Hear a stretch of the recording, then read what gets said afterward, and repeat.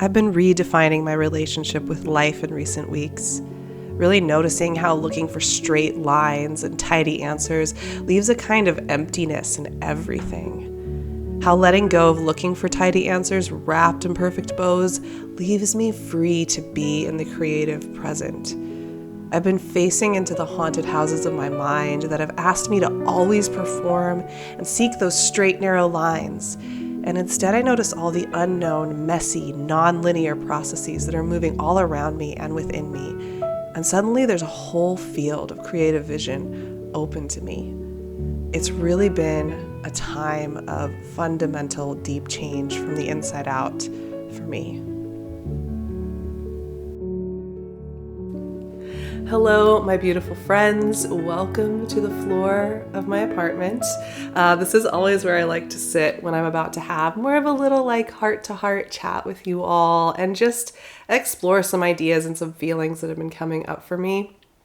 For me, this has been this year, and for those of you who don't know, I immigrated this year. I moved from the US to Sweden. I liquidated my life in the US at the very beginning of this year, and I have been steadily building into my life here in Sweden. It is a process that just takes time, and it takes embracing this in-betweenness that is really like the fiber, I think, of creativity and being in life. And I have really realized over the last couple of months how much I have been resisting the in-betweenness, how much I have been resisting the pace and the flow of what needs to come through, and how much that my inner guards and my inner critics, they're always looking for nice, clean shapes, answers, lines, point A, point B, anchor points. That's what they want. And yet life doesn't work that way, right? It doesn't often offer up those nice, tidy packages. It mostly is going to offer us up the in-between, the mystery, the void, this interesting creative field that we've all been trained to resist and avoid, essentially. We've all, I think, at some level in our different cultures, been given kind of a blueprint of how to avoid the in-betweenness as much as possible.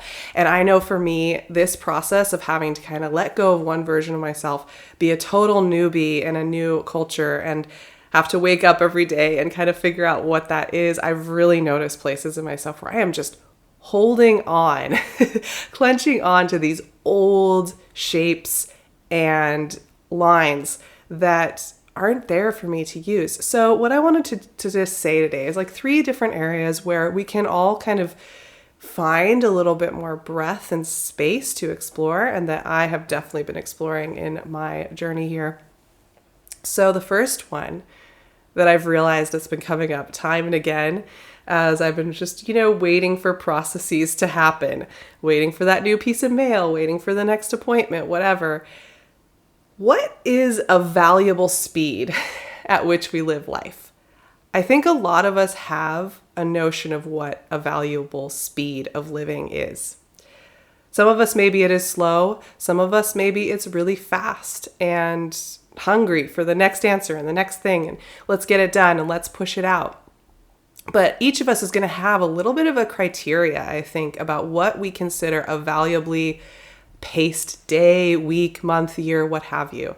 And we're kind of always on our own backs about this, about did I have a day that seemed like the time and the way that it was moving and the way things were getting done, was it valuable? Was it worthy? And this is something I think that's been really useful for me to question, because I realized I've spent a lot of my life since I was very young trying to live in the version of time that seemed valuable to my culture and valuable to the circumstances I was in, whether that was school or work or any other project.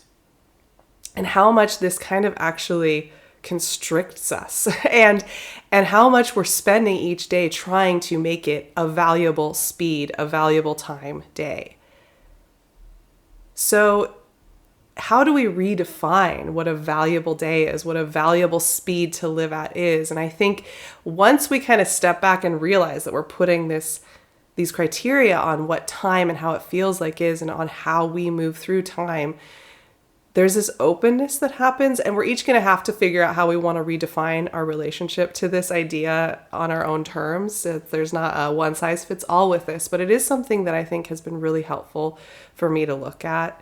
And I think even, in kind of like the positive world of like self-help, there's a lot of like, don't waste your time, or, just get on it. And I think even some of that positive messaging can actually put just as much pressure on us as far as like what we value as a valuable time or a valuable pace to live life. There's so many rubrics out there for what value is. So I think just realizing we get to define that for ourselves, even if we don't feel like we can fully live it in circumstances, at least knowing that we have our own definition, I think is really valuable.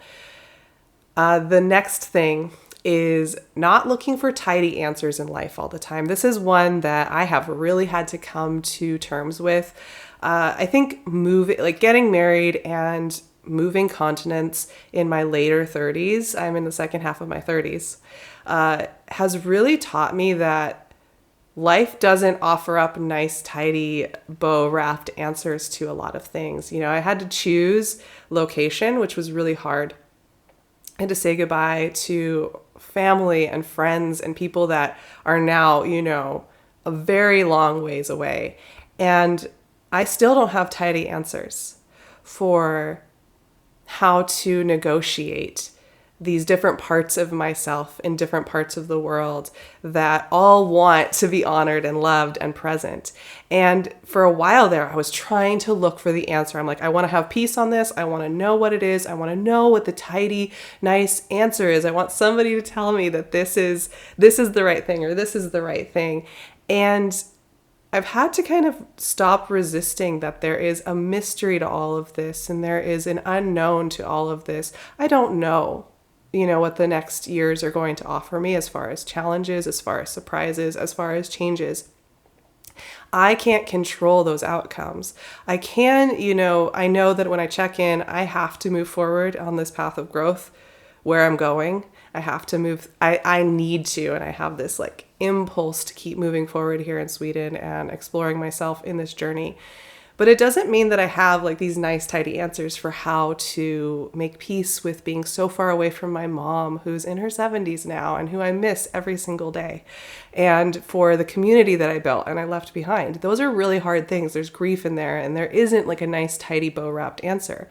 But when I don't spend my energy trying to cultivate and make a nice, tidy answer be the center point of what a valuable day is, what a valuable week is, I'm actually able to be present in the creative process here and now, including allowing emotions to move through. So I am no longer trying to use my energy trying to get nice, tidy answers to everything all of the time. I just don't do that anymore. And I am working on catching myself when I'm tempted to try and get those kind of answers. And finally, I think the final thing I've really been exploring and working with is embracing in-betweenness.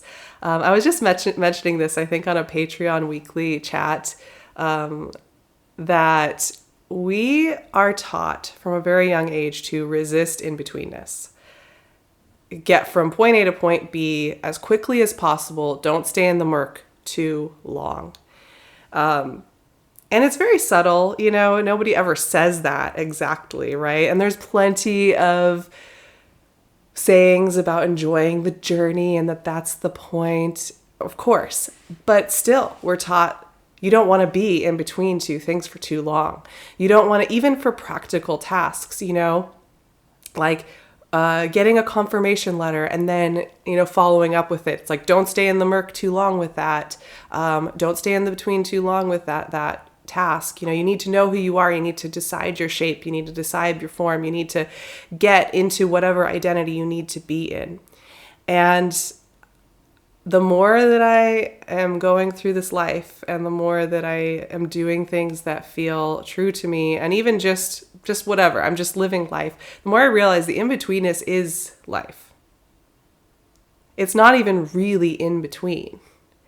It's it is life. It is the creative field. And so the final thing has been, rather than constantly looking for the next stepping stone that I'm going to jump on, and then that's going to be the thing that's going to save me, that's going to be the thing that's going to make my life make sense, I'm taking off some of the pressure of those landing points. It's not to say those landing points don't have value or that they don't help us orient ourselves, of course. But if we feel like that is the only thing that's going to give us a sense of safety and peace, we're going to be very tired in life trying to resist the natural beauty of the in-between space. For me, the in-between space is the creative field. It is the place where ideas and spirit and connection live. It is not in the set points. We spend so much of our lives trying to